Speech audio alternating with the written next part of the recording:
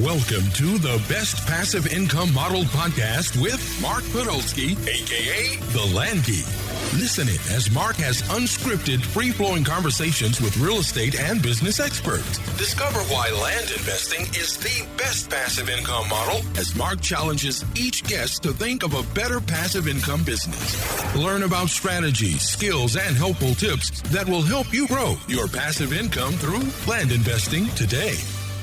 Hey, it's Mark Podolsky, the Land Geek, with your favorite niche real estate website, www.thelandgeek.com. And today I am really pumped because my guest is really he's kind of superhero-ish. He's got multiple black belts, multiple books. He's personally built an 8-figure real estate empire in his 20s. He's living off the beach. He's literally off the beach. He's okay, the way I look down and the waves are slamming off the beach near my house. He's kind of Tony Starkish, I guess. And kind of superhero. And I have to say after talking to him for 2 minutes, I completely envy everything about Damion Lupo, but because he's a multiple black belt, I'm not going to mess with him. Damion, how are you? I'm great, Mark. It's good to be here. Thanks for having me. Hey, thanks for taking the time. And the fact is, I didn't ever know anything about you, and I'm at one of our boot camps, and John Burnett comes up to me. And John Burnett's been in the financial services industry for 40 years. And he comes up to me with this book. And he's like, Mark, he's got this southern accent. He's like, Mark, you got to read this book. I'm like, who's Damion Lupo? He's like, Mark, don't ask questions, just read the book. I'm like, okay. So I take the book, and of course, I'm busy during the weekend. I don't read it. And he emails me. He's like, Mark, did you read the book?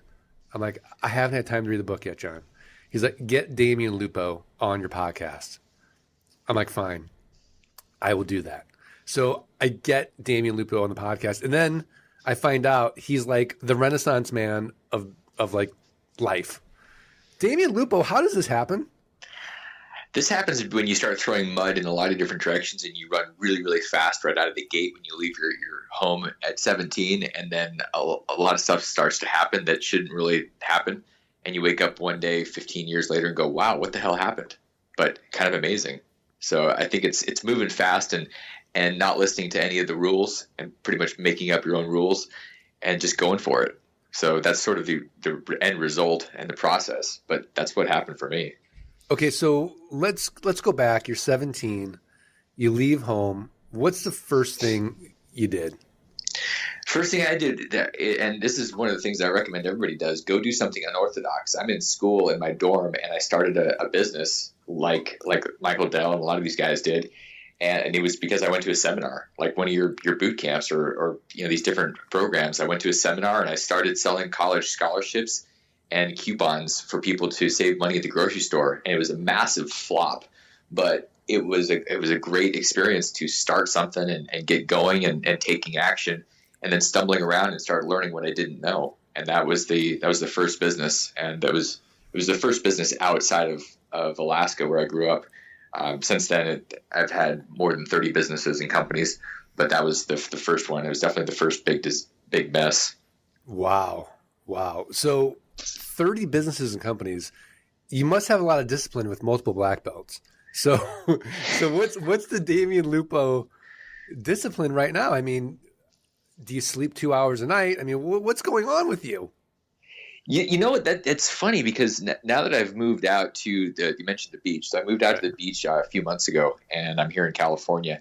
And I literally get up between 4 and 5 in the morning and start my day. And it's the power is in having this 2 or 3 hours where there's total silence, and it's a great space to create and plan, and then go out and do whatever it is you're going to do, conquer the world, create wealth, all that kind of stuff. So that's the rhythm that every day starts with now. And of course, some intense coffee because it keeps you focused and vibrating at a strange high level. Yeah. I mean, we're definitely similar in that respect for sure. But you're not doing the bulletproof thing. I'm doing the bulletproof thing. You're doing the bulletproof thing. I'm looking for the next level of bulletproof, trying to figure that one out. Okay. So let's go into real estate. How did you build an 8-figure real estate empire in your 20s? What was your strategy? So this is part of me being ADD. I had an insurance agency when I was 20 years old, and this is in the late 90s. And I decided I read this book called Rich Dad Poor Dad, and I saw an infomercial on a late night, 2 o'clock in the morning type of thing. And I went, you know what? That sounds really cool. And I could do anything I wanted. I could make millions of dollars. And there's a lot more rules inside my insurance agency. Right. So for what I could and couldn't do. So I got excited, and I had a buddy of mine that brought this deal to me, and he said, "Hey, I found a house. You finance it, and I found the deal." And I said, "Okay, so we're going to be partners." And I literally, my first deal was December 30th, 1999, and I went to the closing and paid for this house with my Visa card, taking over a lady's mortgage and putting up the money for back payments and stuff. And so Visa and I were partners, and then my buddy abandoned me, and I ended up remodeling this thing and learning about electrical by electrocuting myself, and learning about roofs and roofing by falling off the roof. And I basically learned by being in the middle of all this stuff and figured it out. And then I started going to a lot of seminars and deploying tactics and taking action, because a lot of people that were at the seminars were doing the opposite. They just loved the juice, but weren't really doing anything. Right. And that's the classic mistake. People love the juice of the experience, but I took it to a different level. I was going out and doing stuff. The funny part was, I remember 4 months later, I'd purchased 3 houses, and I was dinking around and wasn't really selling anything. I wasn't really returning phone calls from buyers. And I thought, I should probably figure out where I'm at financially. So I did this sheet, the personal financial statement that you get in the cash flow game that Robert Kiyosaki has. And I did it on my own self and realized I was about 30 days from bankruptcy. And I went, oh, crap, this is a problem. So all of a sudden I started returning phone calls from the ads I'd placed for people to buy my stuff. And I bought 8 houses in the next 30 days and just launched from there. Bought another 50 houses over the next 18 months and just went nuts. It just went nuts. Now, did you build a team? Did you build a system? Because I'm all about systems and automation and software. And we've got our business 85% automated now. Mm-hmm. I've stumbled through a lot of the systems. When I first started, I was going really, really fast and throwing so much mud, and I was basically shooting at anything, and it was like shoot, kill. I wasn't really gardening. I wasn't planting seeds and watching systems and developing with a good sprinkler system. I was just doing anything and everything in every direction.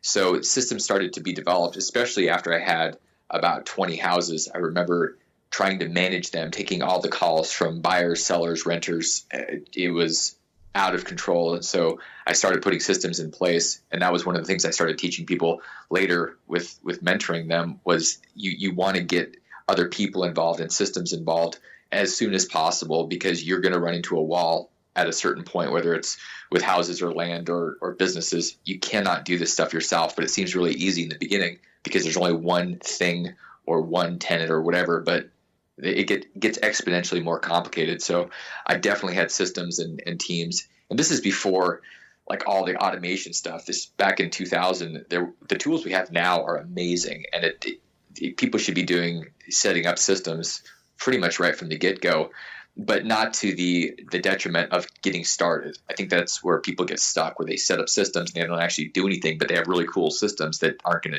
to feed them. So there's a balance between the two, but absolutely the systems are the key to going from zero past $1 million up to tens of millions of dollars in real estate. You have to have systems or you're going to basically burn out and die. Yeah, I really like your strategy though. I think, some people might be like, oh, you didn't analyze it enough, but I like the ready, fire, aim approach. And I think that's really the only way to do it in any business or even in real estate is you kind of have to kind of like take massive action and then, adjust, like kind of almost kill yourself in the beginning in a way, yeah, like totally, stretch yourself absolutely. to the point of breaking. And then you're like, okay, I'm almost broke here. I'm not financially broke, but like, my resources have been totally expended for me. Now it's time to like make some adjustments here, because if you don't do that, I think you miss out on lots of learning. Do you agree? I think that's the key thing that most people miss out on, period, is the learning from taking action and making mistakes. And we're taught from when we pop out of the womb that mistakes are essentially wrong, because what happens in school, you make a mistake, you get an F, you fail, you're cast aside as an idiot. And so you don't want to make mistakes, you don't want to have wrong answers, and you go out in the world and that's how you succeed. There's no perfect formula for doing things unless you want to be a government worker and you keep your head down and you get your little pension at the end of the day. I mean, that's a stupid plan. So the way to expand, grow, create a wealthy life is absolutely to go and throw mud, move fast, learn, and expand. I mean, you have to do that. There's no way around that. And anybody that doesn't do that is going to live a quiet life of desperation, tiptoeing towards death's door safely. I mean, it's kind of pathetic and sad. Yeah. I mean, I absolutely agree. You've got to go out there and you've got to take. I mean, look, every day's a risk, anyways. So if every day is a risk anyways, you might as well go big with your risks, right? You might as well be energized because you're taking a risk for yourself and your family, and go for it, right? Yeah, I'm sure some of the listeners are going to love this. Some of them are going to hate it, but it reminds me of Donald Trump saying, and I forget where this was in Art of the Deal or Art of the Comeback. But in the days when he was actually sane, he made a comment and he said, if you're going to think anyway, you may as well think big. And that's part of the learning and growing. If you're going to think big, you're going to trip, you're going to fall. And the question is how fast do you get up? And I mean, that's the secret. It's not more complicated. No, yeah. It's funny. I just read the 10X Rule by Grant Cardone. Have you read that book? I read it last week. Amazing. I did. Amazing. It's amazing. I mean, it's basically like, people just don't think about their goals big enough. No. And it's true. Yeah. It's true because look, even if your goal is to be, a billionaire, and you only make, 500 million, right? Okay. You're going to be okay. Right. But if your goal is to be a millionaire and then you make it $500,000, then I don't know, $1 million isn't as much as it used to be. No, and you'll look back at those things. You'll look back on the what ifs because you didn't go out and try. It's like I think about this in terms of maybe in the past where I've looked at a really beautiful woman and I go wow, and then I don't do anything. And then there are other ones where I went wow and I went and talked to her and she wasn't interested. Well, I'm not upset that I went and talked with her and she wasn't interested. I'm feeling stupid about the girl that I never went up to and I'll never see again. It's the things that we don't do. That's what we regret, not the things that we make mistakes at. You learn and you grow and you gave it a shot. And to have small goals, you're literally not talking to the pretty girl that may really desperately want you to be a part of her life. And with wealth wants to be a part of your life. I don't care who you are. That's how the universe works. And if you sit back and don't go talk to it, you don't engage it, you're literally screwing the universal system, the system of flow up. And that's wrong. I think people have to expand, have to go for it. I mean, the world needs that more than ever. We don't need people playing it safe. No, yeah, absolutely. I think my hero right now is Elon Musk, because here's a guy, 3 moonshot companies. Yeah. I mean, he's a genius, but there's lots of geniuses out there, but here's a genius that's thinking huge, right? Mm-hmm. The guys at Google, they're geniuses, but they're also thinking massive. You know what's funny about this whole idea of thinking massive, and I think until you do it, people think, oh my gosh, that's like superhuman or it's crazy or I couldn't do it.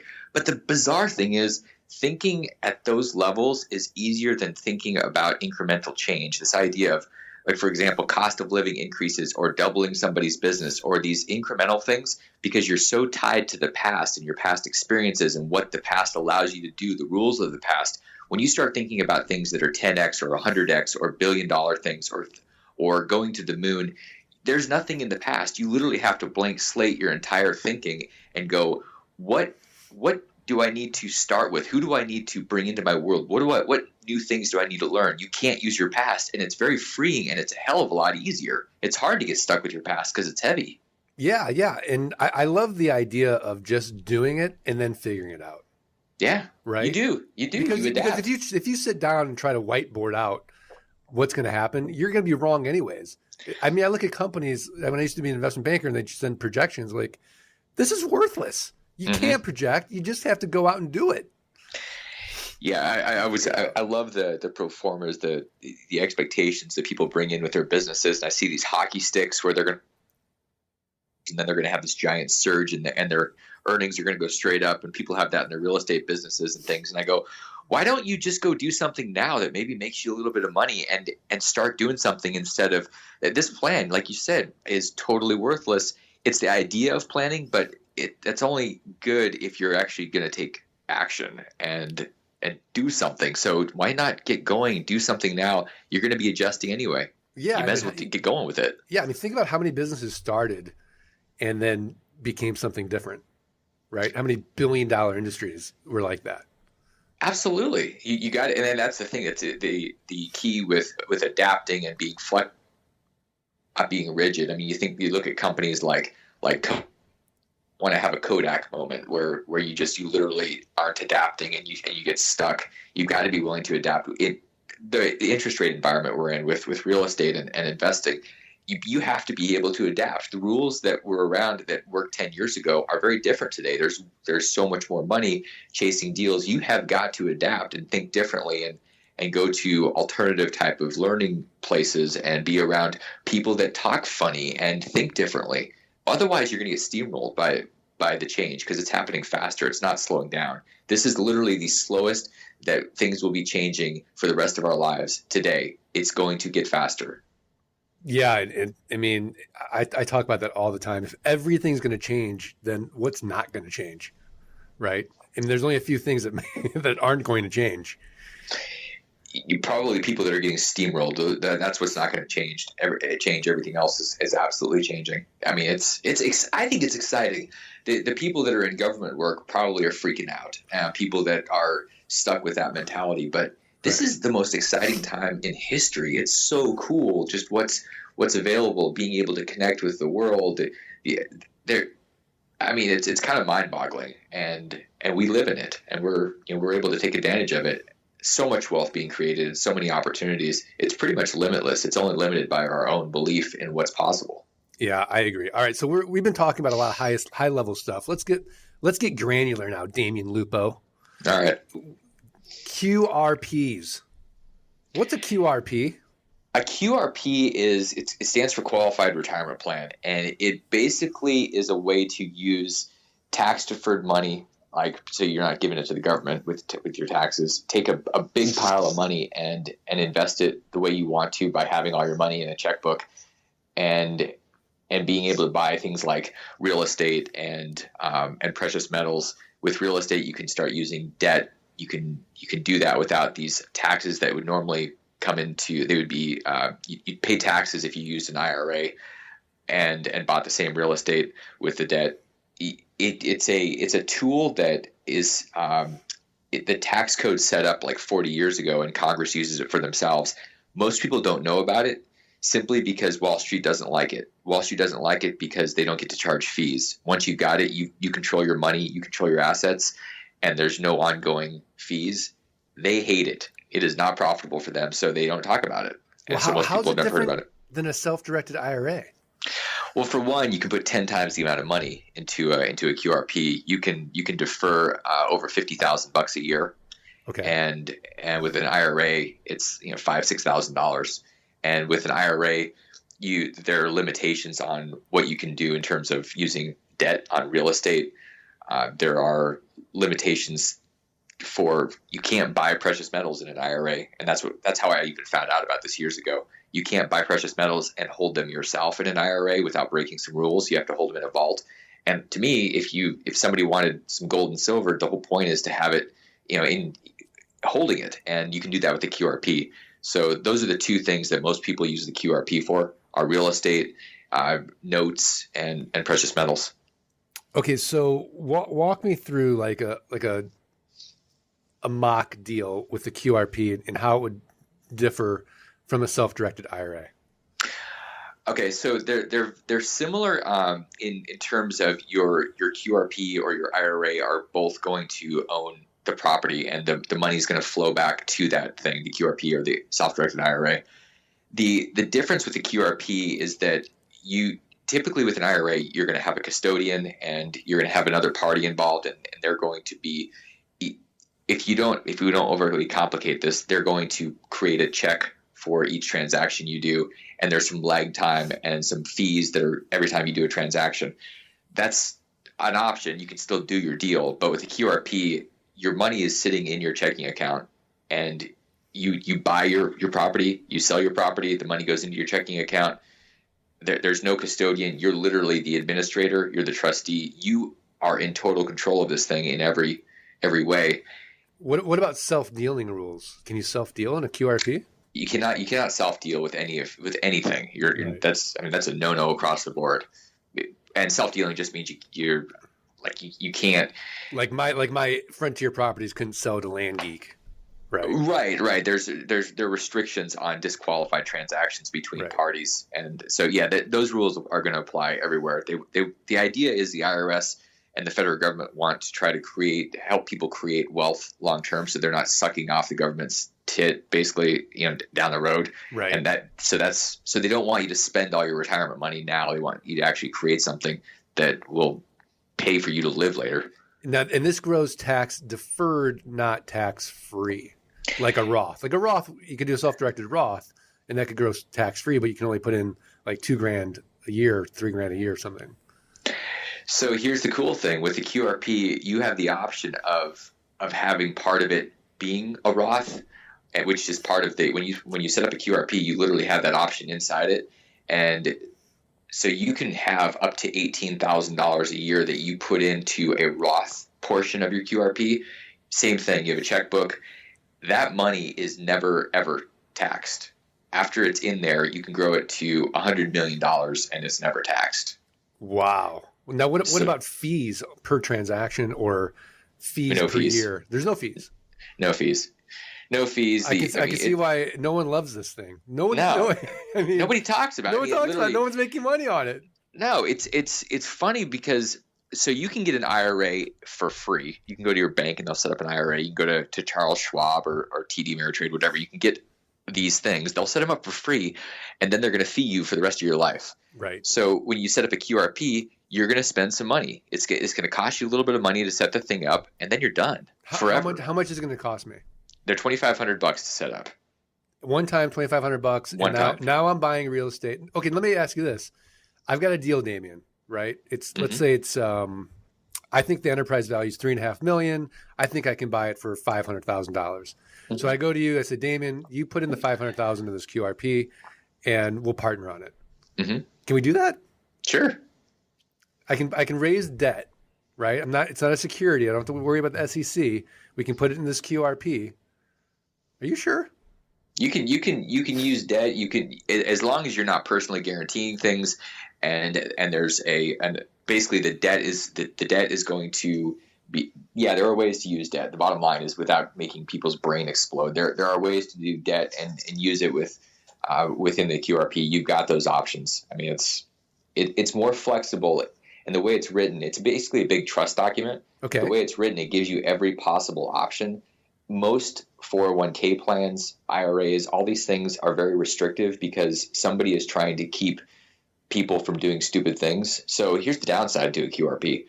It gives you a lot of flexibility. You could do something stupid and self-deal, or you could do a disqualified transaction, or, I mean, there are ways to do some dumb stuff. So you've got to be competent and you've got to be responsible. If you're not, you should not set one up. If you're irresponsible, don't set up a QRP. Okay, so let's assume that we're responsible. Okay. But we're also confused. So, okay. We have good intentions, but we're not sure. Okay. So is there a third party that could look at the transaction and say, yeah, that's kosher, or no, that's not going to be kosher, and you're going to get in trouble down the road? Yeah, so that actually happens all the time when people are using it if they're setting up transactions. So when the firm that we use to set up the QRP, once they set it up, there's resources people have. One, they can. There's a chapter in the QRP book that I wrote that literally describes the transactions that you can and can't do. And if it's still confusing, assuming that it's a goofy real estate transaction, which I'm the master king of. I did hundreds of these things, and they were all goofy, and they were all gray, and it was very confusing. Right. So I get that. People do that stuff. So at that point, you either call the firm, or people call me all the time, and they say, I've got this deal. And I say, okay, here's how you keep it clean. So there's lots of resources on the internet, but you can literally place that phone call and you get a direct answer about the specific deal. And that's what people do typically, and it gets it done. All right, cool. Very cool. Yeah. I'm sold. I'm sold on the QRP. Now, my friends at Equity Trust aren't going to be happy about this. No, nobody that's getting fees are going to be happy. Nobody likes this because it screws up their revenue model. Everybody, I mean, it's like having a piece of land that you're selling on contract, and you have an ongoing revenue stream. The idea is cash flow is king and cash is trash. Having a big pile of cash is interesting, but it doesn't really create wealth. Long-term cash flow does. This thing screws up businesses' long-term cash flow because they lose those fees. I mean, that there's a reason that nobody knows about it. Wow. This is fantastic. Before we move on and I describe my model to you, is there anything else we should know about QRPs that I haven't asked? Oh yeah, dude. One of the coolest things ever is the inherited version of this thing. So this is going to sound morbid, but the reality is it's part of the tax code. So if somebody sets a QRP up and they have a sub account for like a grandparent or something, and they make that grandparent an employee, very simple to do. Bottom line, if a grandparent or somebody dies and leaves this particular asset to someone, and that, like, let's say a listener is 30 years old and they set this up and they inherit it from somebody that dies. And I know this because I actually set this up for my dad, who passed away a couple years ago, and I did it like 10 years ago. Right. If you inherit it, you're able to tap into that asset and grow it and spend it for the rest of your life, no matter what age you are. You could be 30 years old, and you literally have a vehicle to grow and spend no tax for the rest of your life. So it's a way to take yourself out of the tax system by having a little foresight. That is an amazing tool, and it's probably going to go away. I mean, Congress is talking about cutting it out, but the ones that are in place would be grandfathered. I mean, that's literally part of their 2016 discussion right now. So we need to move fast on this. So I literally need to call my dad today and be like, Dad, we're doing this. Absolutely. I mean, I would set them up for everybody that's older, because people die. It happens. Yeah. And it's just reality. So why not say, okay, family, let's create some structures here so that we're wealthier as a family. And I don't know what family wouldn't be on board for that. It just makes sense. And I can do this for my kids. Absolutely. You should totally do it for your kids. I'll do it for my kids, because we got a lot of land. Okay. Yeah. Wow. Damion Lupo, my head is spinning. I love it. All right, well, this is great. So, all right, well, I'm going to put you on the spot now. And I'm going to explain my business model and ask you, do you think I have the best passive income model? Are you ready, Damion? I'm ready. Let's rock. All right. So what I do is I buy and sell raw land, right? And the way I do it is I look for people that are distressed in some way. Usually they owe back taxes and they live out of state. We send them a quote unquote top dollar offer, typically 20 to 30 cents on the dollar. A percentage of those people accept our offer. And then we can flip that property, usually within 30 days, at about a 300% ROI. But my favorite way to sell it is on a note. So we sell it one time. We usually get our money out on the down, or maybe 6 months later, right? And then we get recurring income every single month on the property. And now we're doing it on a land contract, so there's no cost for closure. So it's a one-time sale, recurring income, and I'm not having to deal with any renters, rehabs, renovations, or rodents, right? Because I'm not dealing with a tenant, I don't have to deal with any onerous legislation. Dodd-Frank is exempt. SAFE Act is exempt. RESPA is exempt, right? I'm in a non-competitive niche. You don't go on HGTV or DIY Network and see Flip This Land. Damion Lupo, do I have the best passive income model? I wish I could come up with a problem with it, but the reality is it's an awesome model. And the funny thing is, when I started doing my real estate stuff, I bought tons of houses and built things. And in retrospect, I think I probably would have preferred to do your model instead of my model if I had thought about it. But I just jumped in and went really fast and wasn't thinking about another option. So I love the model. I love everything about it. Wow, that was a layup. But that's great. I'll take it. That's fantastic. Yeah. Thank you. Yeah. Yeah. All right. Well, I'm going to put you on the spot one more time, and I'm going to ask you for your tip of the week, a website, a resource, a book, something actionable where the best passive income model listeners can go right now, improve their businesses, improve their lives. What do you got? I'm going to accelerate the process for people. And there's the process that I went through with my real estate stuff, where I built up this empire, and then I went straight into the storm in 2008 and blew up and lost many, many millions of dollars. And that's a possibility for people. And so I want to shortcut the process with people and share that experience. So my third book was called Reinvented Life, and it was about that process of building the thing up. And it helps people understand why they're doing it and to do it for the right reasons and get straight so that they don't just build up a big thing and blow it up. And I think that that's one of the most valuable things that you can do is get really clear on what you're doing, why you're doing it, and ground down before you just go really fast and before your entire goal is about more, you know why.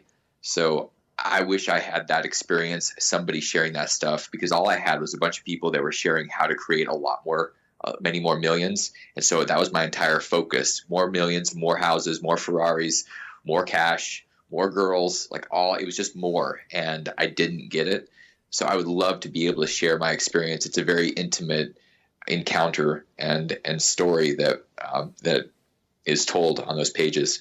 So I think that would be really valuable for people, that knowing that they're going to be doing a lot of similar things that I did. And it'll help them avoid the pain and the suffering of melting down that they don't necessarily have to go through just to make it through this process. Yeah, no, it's so true. And I say it all the time, money in and of itself doesn't make anybody happy. It really doesn't. It's all about your relationships. And Yes. if you know that what your why fuels you and keeps your energy up, but it's got, money in and of itself is not going to sustain your motivation. It's got to be something bigger than yourself. I mean, it could be, starting a foundation and giving it all away, right? There's nothing wrong with being a billionaire and then starting a foundation, because you can't spend it all anyways. A great example out here is Bob Parsons from GoDaddy. Guy's worth $3 billion. He's working every day and he just wants to give his money away, but he's still hustling. He's still taking a risk. He doesn't need to. But, I really admire that, right? Yeah, and I think Bob is consistent, and that he's an example. I used to shoot with him at Scottsdale Gun Club, and so I know Bob. And when guys are consistent, it doesn't matter if they have $3 or $3 billion. They're still doing the same things. They're still acting the same way. All that money does is amplify who you are. So if you're charitable, like people will often say, once I make all this money, I'm gonna do all these things. I'm gonna give it away. And I go, no, you're not. You're not doing it now. Right. You're not doing it. You're not giving a dime away now. So what makes you think you're going to give 100 million away if you make $1 billion? So it's doing whatever matters when you're bigger, but you do it now when you're smaller, and it'll help you move into that space seamlessly instead of running into a wall, having to change your character once you hit the $1 billion. I think that's a tip too. Whatever matters to you, whatever you think you're going to do, start doing it in some form now. Yeah, that's a great tip. All right. Well, my tip of the week is going to be go to theqrp.org, and download Damion's free book and set up your qualified retirement plan and start building your empire, tax deferred and tax free. Put more money in it, avoid the fees, and all those benefits. So this has been a phenomenal podcast. Damion, Lupo, are we good? I think we're awesome, man. And I think everybody's going to be a little bit more awesome after using some of these tools and picking up some of these ideas and tips. And seriously, I love your freaking system. I'm kind of wishing I could create a time machine and go back in time and utilize that, because I had a lot of rodents and a lot of residents that I really wish I hadn't had. Yeah, no problem. I mean, that's the great thing about, these podcasts is I never heard of a QRP. Now you know the land business model. So yeah, it's awesome. It's great. So I do want to remind the listeners, please subscribe, rate, and review the podcast. I'd really appreciate it if you do that for me and you send me the screenshots. You will be enrolled in winning a free Investors Toolkit. So we'll raffle that off at the end of the month, and someone's going to win a free toolkit. But if you don't subscribe, rate, and review the podcast, then you've got no chance, right? So, and the reality is, of all the listeners, probably only 2 people ever do it anyways. So you got a 50-50 chance. So take your chances and just do it. Damion, is that fair? That's it's a great deal. Yeah, it's a $14.97 toolkit. So, do it. And, that's the only way I'm going to get the quality of guests like a Damion Lupo to come on the podcast anyway, because they go on iTunes and they say, oh, he's only got 3 reviews. I'm not going on here. So please, give us some love. Learn more about me, thelandgeek.com. Download for free the Passive Income Blueprint. Get the ebook, How to Avoid the 3 Fatal Land Buying Mistakes. And, of course, get this always informative and engaging podcast delivered each week to your email inbox. Damion Lupo, thanks again. Go to theqrp.org. And also, is it just Reinvented Life? Yeah, Reinvented Life. There's you can see more of my writing and stories on reinventedlife.com, or you can check it out on Amazon. And it's available in any form you can imagine. And it will definitely give you a leg up from your meltdown that you don't have to go through. All right, fantastic. Well, thanks again, Damion, and we'll see everybody next time. Thanks, Mark. Thank you for listening to another episode of the Best Passive Income Model Podcast. Join us next time for more business insights, strategies, and helpful tips that will help you grow your passive income through land investing. Stay connected with Mark Podolsky, the Land Geek, on Facebook at facebook.com/thelandgeek.